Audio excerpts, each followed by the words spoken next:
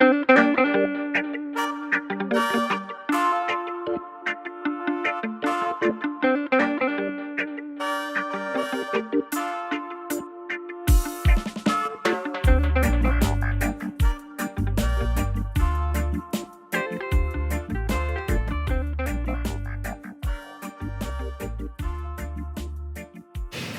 good morning to all our viewers. Thanks for joining us here today. It's a lovely winter's rainy day. It's the 4th of July 2024 and we're sitting here at Pleasantrees in Sedgefield with Paul and with Adrian.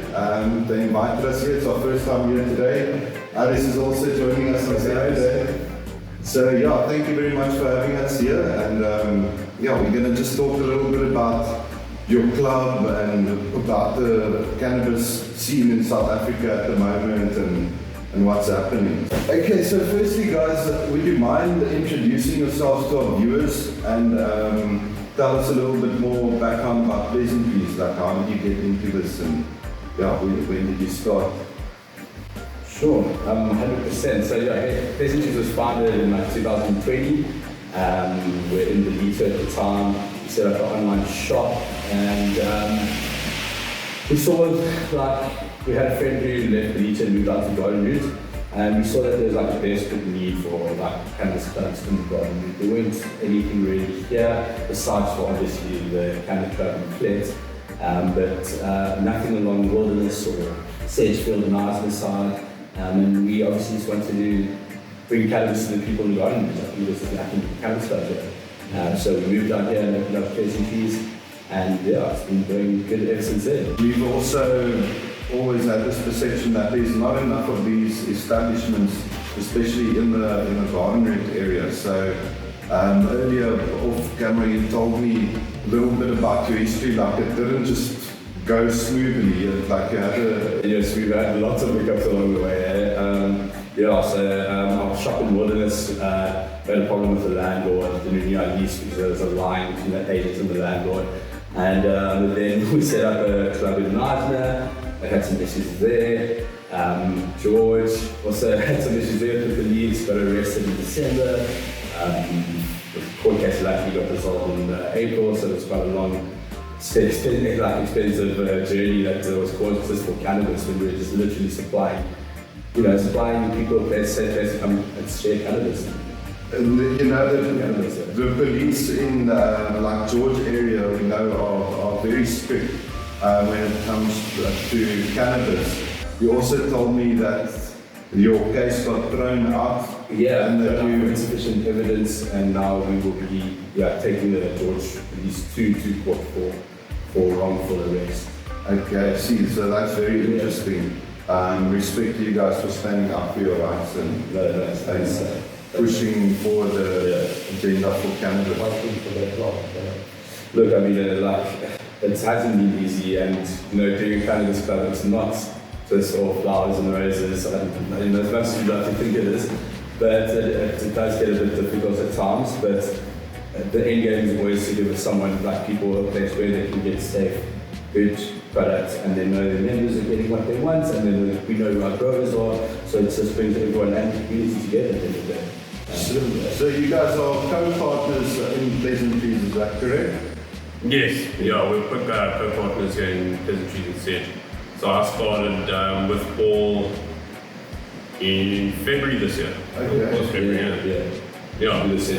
So we recently met Adrian, who came to the Cannabis Club presenting Oxley Digital, and took some beautiful footage there which we'll be using on one of our episodes. And yeah, then you also, how I got introduced to Adrian was a part of a tourism package that you guys are busy with geared towards international tourism, is specifically like Germany. You guys want to tell us like a little bit more about that? Yeah, no, perfect. So we are busy in the process of putting a tourism company together, as you say. Specifically for our German compatriots on that side.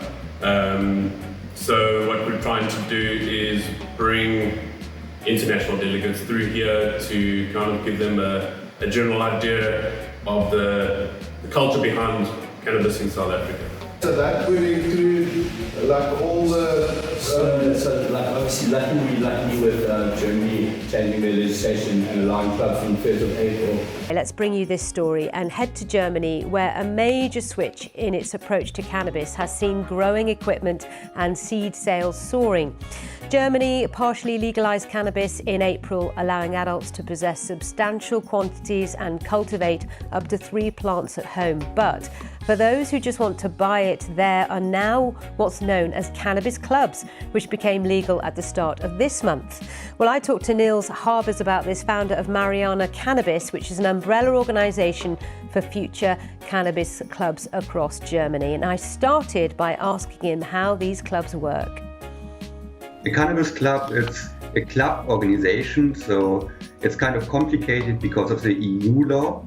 That's why the German government made it non-commercial, non-profit clubs. So basically you have a bunch of guys, that's the ideal goal of the German government. You have a bunch of guys who grow together and harvest together and then deploy the harvest under all the members. Or smoke the harvest. We were lucky enough to have met someone who came to the garden quite often, like twice a year, and he's come to quite a few of the Pleasantrees shops, and he's been a member since we actually opened up our shop in Wildernis. So, and he always comes to visit us, and his dream was to open up a club in Germany. His dream was to come to South Africa and do a club because he couldn't do it in Germany. Now the laws have changed, but you should have seen he was actually in South Africa when they changed the laws and decided to allow Germany to allow clubs. He's the happiest dude I've ever seen. I knew him when he was the happiest guy. It's not only changed our lives, obviously, like allowing cannabis use in public space, and it not just changed Germany, it's changing worldwide. It's just the opportunities are endless for cannabis. And now with them opening up the club, they're like 500 members, and we'll be obviously interacting with their members. Pleasantrees here, they'll have their club in Germany, and we want to be bringing people over and taking people there. Yeah, so looking at bringing their members over on this side. Okay, that's a brilliant initiative because it just opens up the tourism in the cannabis sector, which is a massive part. We've got this potential for tourism in South Africa because we've got a very special culture which is still raw, and that needs to be put into the international scope. And through actions like these, it just kind of brings that into fruition. So the more people we can bring cannabis to, the better, honestly, and the more people we can bring South Africa to experience our culture. And I mean, cannabis is rooted in our history. You know, the thing is with the tourism as well, it's not just about bringing people over, letting them come through, checking out the cannabis. It's also a journey to educate or to re-educate people. Because at the moment, you're sitting with a lot of people that still believe cannabis is the devil. Yes. And that is something that needs to kind of be fought down. And people need to start to realize that, that's not the reality. It's an emerging market. It's not going anywhere now. And the fact is that, it really needs to become, what's the word? Substantial. So through these engagements destigmatize it, exactly. So through these direct interactions from these tourists with the cannabis community, that's part of the destigmatization, because now it kind of breaks the stigma of this just being a drug to get high, and they see firsthand that this is more it's a holistic way of life. Yes. 100%. And not only that, just the general benefits from cannabis as well, and what that plant can actually do. There's more to it than just smoking it or eating it or just on the medical side of things. There's so many other things that your industry can use it. So the power behind the plant is there.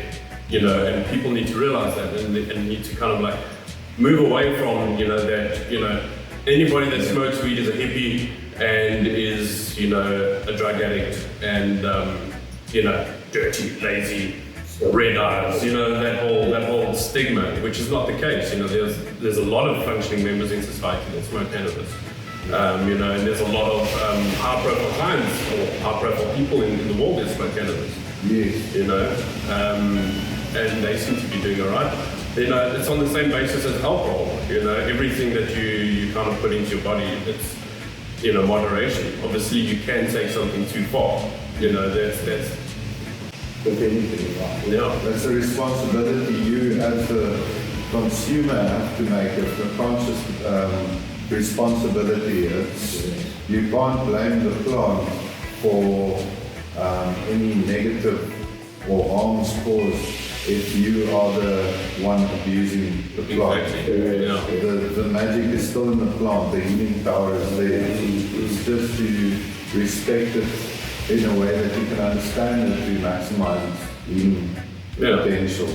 I think it's really important that, you know, like through these kind of setups where we're all sitting down and we're all talking, we're all trying to create this awareness with everybody, that, you know, it leads the legislation in a certain direction, you know, because I'm one for, you know, there being some kind of regulations and control in terms of like how you grow your stuff, you know, the quality and what have you, because I mean, we do live in a world where there are people that will take advantage and, you know, they will take shortcuts. And synthetics. And poisoning people. Exactly. And then we're taking 10 steps back. And also safety precautions of making people aware of the dangers of the use. Yes. It's not just all sunshine and roses. Yeah. There's consequences if you're just going to smoke weed all day. Consequences. It's the same as if you're going to drink alcohol all day. You know, if you're drinking every 3 days, you know, look, I've done that. I've been down that road, you know, and it's not pleasant. You know, it's going to impact you. The issue with that is as well, with all the, as you just mentioned, like the synthetically grown weed, like all the high, we've gotten into this way of high THC equals, you know, the best. So it's just become about getting high, whereas if you consume something more organic, your body will kind of communicate with you and guide you in a way of the moderation, you know. If you find yourself smoking too much, you automatically start scaling down, you know, the plant guides you. So it is definitely, there's risks, but it also depends on a person's body and system, you know. You need to motivate it, you understand, to take in. You're not going to drink like one bottle and go and think you're going to have still hold some. Yes. It's if you take a beer and eat, you can still do that. You understand? So it is a really fine line that you mustn't overstep. And I think as individuals, you make that, and I said, promise to yourself. Overstep this commitment to yourself. So I think the most dangerous thing that can happen is you'll get a serious case of munchies and eat your 3 days. Or I suppose if you're smoking all day, you might just like delay a task. You know, it just has to be moderation. I mean, smoke. But I mean, if you smoke every day, that's 100%. You don't even need to smoke weed to delay a task. You know what I mean? It's easier to delay the task. If you don't smoke, you delay the task, you're getting back. You know? When you're smoking, it's like, I can delay it. And what I can add there is to what cannabis you smoke. There is thousands of strains out there. We are a fraction of it. And if you smoke certain strains for certain people, it will act differently. It will actually improve their day. And not, you understand, make it then a thing that they can fall back on as a negative.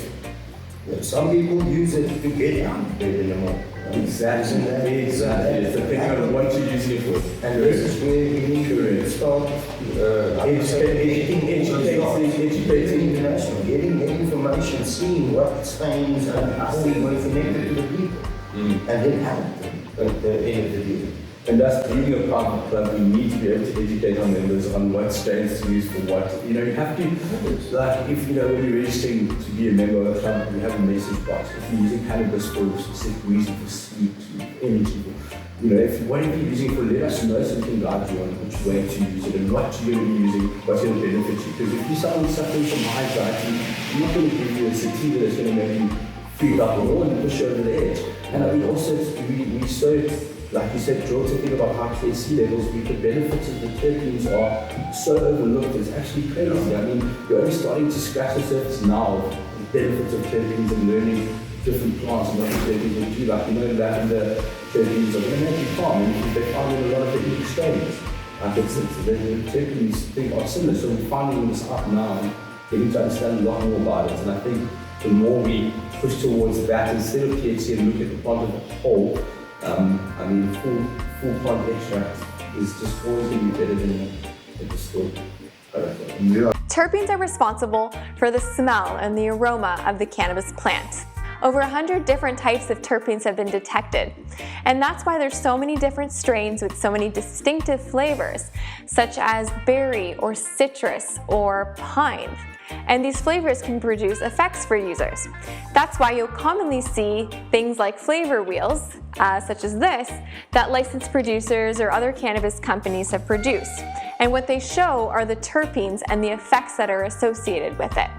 So you can compare this to aromatherapy, for example, since that's something you might be familiar with, such as eucalyptus or lavender. And just like how lavender may produce relaxing effects for a user, so too can these different terpenes that are found within the cannabis plant.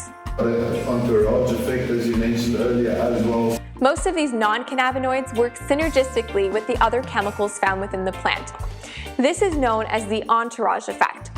So you need that. It's everything together. It's so important to educate the user that full plant extract is very important. And only now that we, it's more open up and we can have these kind of interactions, not on a fear-based level anymore, like kind of through connecting with the rest of the community and growing and learning from each other, we can kind of gain a much better understanding of this plant, and that also helps us to utilize the greater benefits. So, could you imagine 20 years ago doing a podcast and chatting about cannabis? Like you get hung up and it's hunted down and arrested. It's exactly. But this openness that we have now is just changing it. No, that's the power of like social media. You know, I mean, I don't think a lot of these changes would have happened if it wasn't like on a global scale. Because before we were all sitting in like our countries, so we're all like closed off, and it's like kind of like people in general. We're all sitting in our little bubbles, and it's like, oh well, that's your fucking problem. That's your problem. It's like that's how we are. And like I just think like bringing everybody together like on a global scale has kind of like moved things in a certain direction, because every country's starting to follow suit, and every country's starting to kind of like adopt other people's kind of views on the plant. And I think that's like really important, that like we can all build a really awesome global community, not just on a South African level, which is also part goes back to the German tours that we want to do now. It's about bringing everybody together. We all can learn from each other. And I think that's really important as well. What's powerful in the South African context, though, if you put it on a global scale, is that we've got this unique kind of environment where we still have an opportunity for the plants not to be monopolized, because we've got the rights to cultivate our own areas, and we've got this massive community which exists through these clubs where the people on ground level can still benefit from that.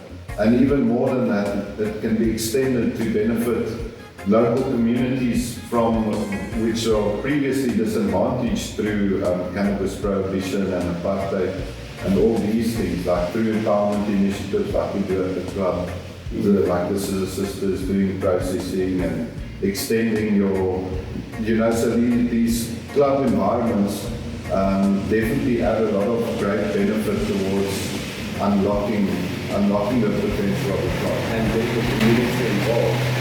It's so important. It comes to get the community involved. You see the difference when all like people who use cannabis can come together. It just makes a massive difference. And I promise you, I've seen it. I've done this for like 4 years with different shops, with people coming together, getting to speak to each other and chat, and then also being able to ask the questions of, such bad advice for some people, and then you figure out, cool, why don't you try this and see if it works for you? come back and say, thank you so much, it's such a much better experience. The only reason I know that is because we've been able to be in a club environment, but like KZN, we started off massive. The club scene, the cannabis shops club scene started there in I think it was 2018, and the shops started popping up there. And it's just from there gaining knowledge and wanting to learn and understand more and seeing it help different people, just a lot of all different walks of life, young, old, it does not matter. It does not matter what you do, cannabis doesn't discriminate. So, guys, I'm just going to continue through our list of questions. Cool. We've recently had just last week, we've had the president sign a bill. I've seen recently that it's been gazetted. So how do you guys feel about the current status of cannabis legislation in South Africa? I think as a start, it's definitely moving in the right direction. I think there's still a lot that needs to be dealt with, especially from a commercialized point of view. There's still a lot of there's still a lot of red tape. There's still a lot of barriers. Now the fact that you can grow a certain amount of home, you can smoke in your own personal capacity. Even with that, there's still the main, sorry for interrupting you, but the main question people have is you can now consume this plant and you can grow it, but what if I'm incapable to grow? Where must I obtain these plants from? Yeah. Where must I obtain the genetics from? If you're not able to purchase cannabis, or how should one be able to obtain it? For me, to be honest, it's makes me a little bit mad that it's taken so long to get to this point. I think it was 2017 when the bill got signed originally. It's been 6 years, guys. I'm not like 7 years now. 2024, 7 years now. It's too long. We should have had an industry already. People should have been benefiting from this. There should have been jobs created. Look at the state of the country economically it is at the moment. We all know, in this room know how cannabis can help people. I've seen it. When I had 4 shops employed, affected people, they were all employed by those shops, were indirectly, directly, either cleaning the shop, working in the shop, or doing something. It was employing people, it was giving people money to take home to their families. Exactly. So why do we stop that? I was paying taxes on like sales and everything like that. It was all done above board. Sharing the club, that people, like where people can consume cannabis, it should be done. If there is going to be controls, it should be controlled as such as like a liquor store where you can get a license and it's open trade to anyone who can get the license. If you want to grow commercially, there has to be so many different things in place for that. And spot on, right? There's just too much. There's too much that can be done. From the byproduct and can turn it into bricks and for industry. It's not just one thing that's going to fit. It's going to be a whole domino effect. Once we get it going, it's going to knock. But that's why there's a big separation between hemp and recreational cannabis, or same thing. It's the same plant. Same thing. So it needs to be understood and received as the same plant, and just be deschedulized and open industrialize hemp and not cannabis. And yes, it doesn't make sense. Yeah, you can't discriminate in part of the plant. It's one strain you cannot use. Exactly. You can use the leaves, but you can't use the stem. Or you can use the flower, but you can't use the leaves. And you also look at what you're saying earlier. Luckily, the pharmaceutical industry has monopolized it yet. Yeah. If they're not opening it to industries, that's what they're waiting for. That's what's worrying me. What they're waiting to monopolize it. Make the industry just so only certain individuals are going to benefit. Yeah. But that's a history of that in the country. Yeah, unfortunately, that's like a history in the world as well.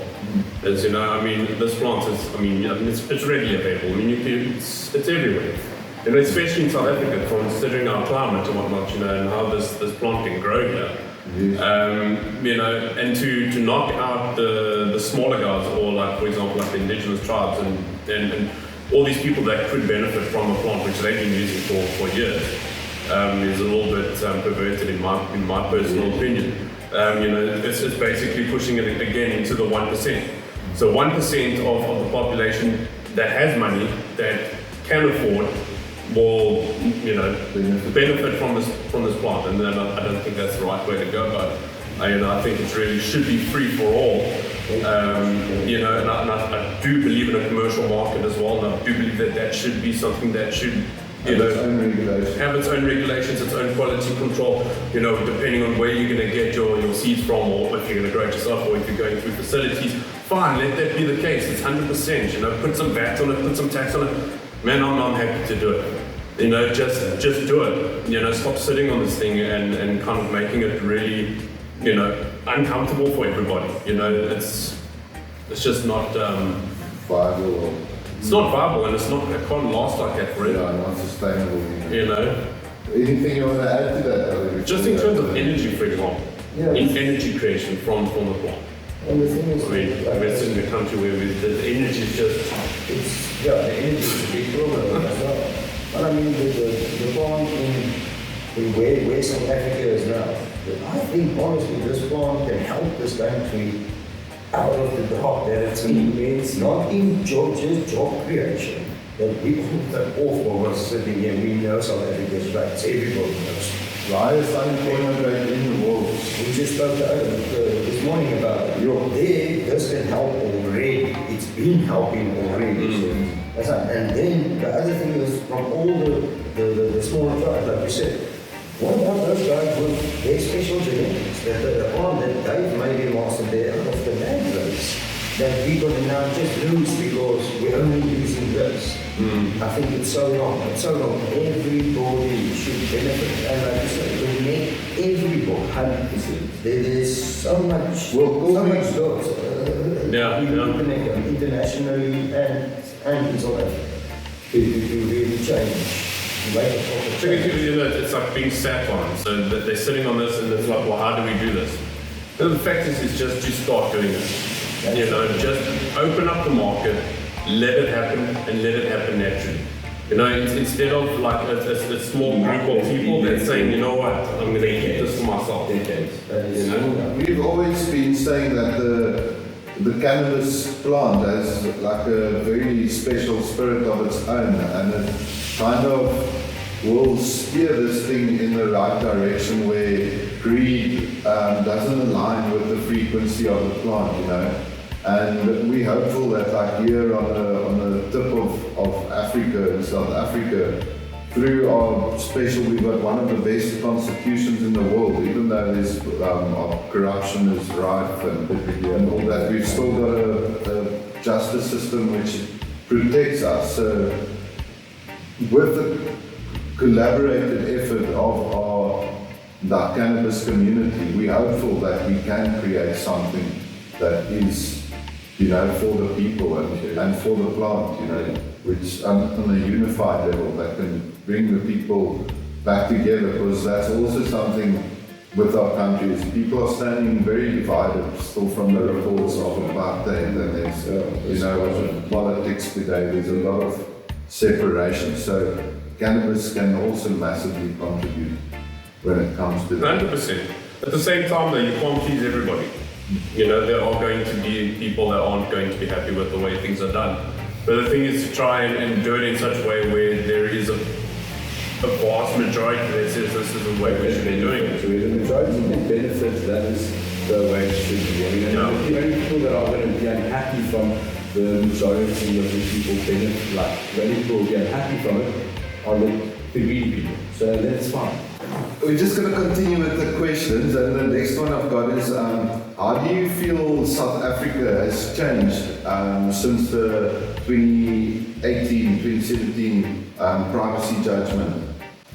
Well, to be honest, it's changed in a massive way. I mean, like, I don't know if you had this conversation on camera or not, but like people with high anxiety, you know, getting told to smoke sativas and then really freaking out on cannabis and not understanding how to deal with cannabis. Now, obviously, that's changed. The conversations have become a lot more open. People can understand why they've had that experience or what's happened and how it's changed. I mean, like, you know, if you want to help someone, I mean, a lot of people, especially older generation, want edibles to help them sleep instead of using sleeping tablets because it's so addictive. Now they're able to say, cool, I can have indica edible before bed, you know, so maybe sleep and let's dose properly, 30 milligrams or however many milligrams it is. That's all changed because it has opened up an industry in the grey area where people are obviously making edibles and understanding it a lot more now. Yeah.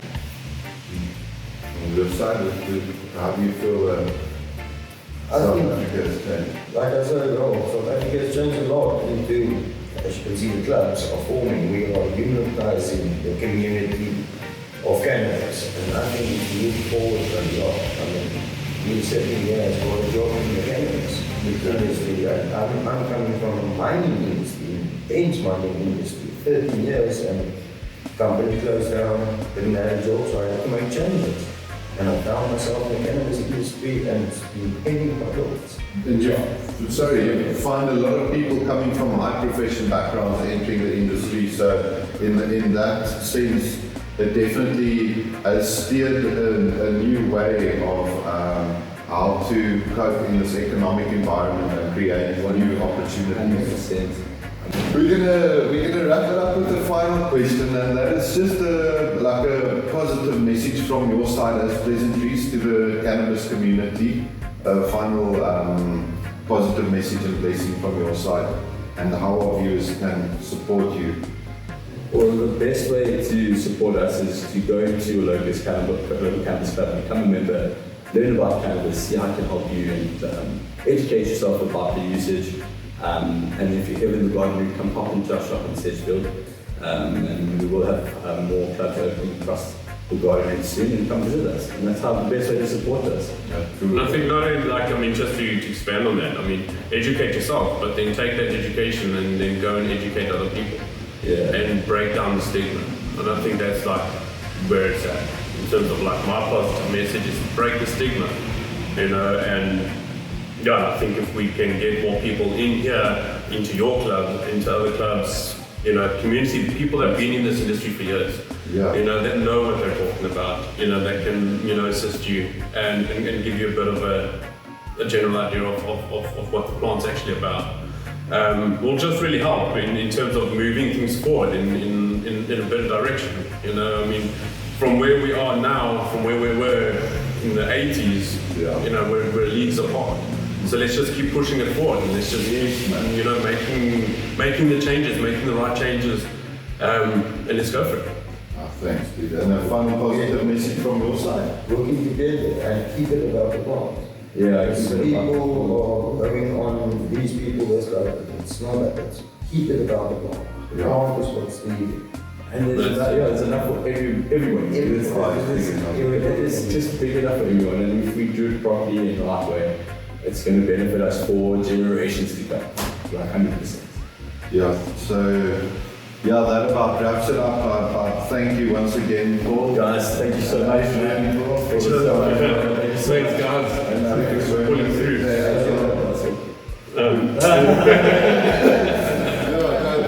Thank you.